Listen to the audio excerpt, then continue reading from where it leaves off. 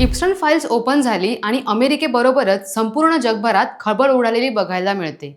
मोठमोठ्या नेत्यांचे, सेलिब्रिटींचे धागेदोरे आता जगासमोर येणार म्हटल्यावर त्यांचेही धावे दणाणले आहेत। तसं एप्स्टाईन फाइल्स दरवर्षी नव्या गोष्टी समोर आणतं, पण यावेळी ज्यांच्यावर अत्याचार झालेत त्यांची नावं सार्वजनिकरित्या जाहीर करण्यात आल्याने एप्स्टाईन फाइल्स पुन्हा एकदा चर्चेत आलेत। यामध्ये एक दावा असा केला जातोय तो म्हणजे जगप्रसिद्ध उद्योजक बिल गेट्स हे 2017लाच कोरोना महामारी आणणार होते, पण असं का करण्यात आलं हा दावा मुख्यतः दोन गोष्टींवर आधारलेला दिसतो।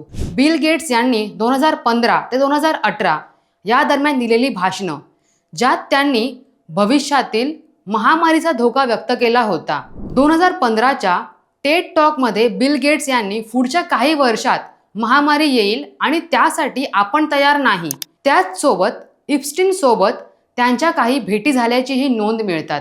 महामारी घडवून आणून WHO मदतीने औषध जगभर वितरित करून त्यातून प्रॉफिट कमवण्याचा उद्देश होता असंही म्हटलं जातंय। पण दुसरीकडे बिल गेट्स यांनी त्याच काळात जे वक्तव्य केलं होतं ते अनेक जागतिक आरोग्य तज्ञ WHO आणि शास्त्रज्ञही करत होते। SARS, MERS, इबोला यासारख्या आजारानंतर पुढची मोठी महामारी येऊ शकते असा अंदाज वर्तवला जात होता। म्हणजेच प्रेडिक्शन होतं, कॉन्स्पिरन्सी नव्हती।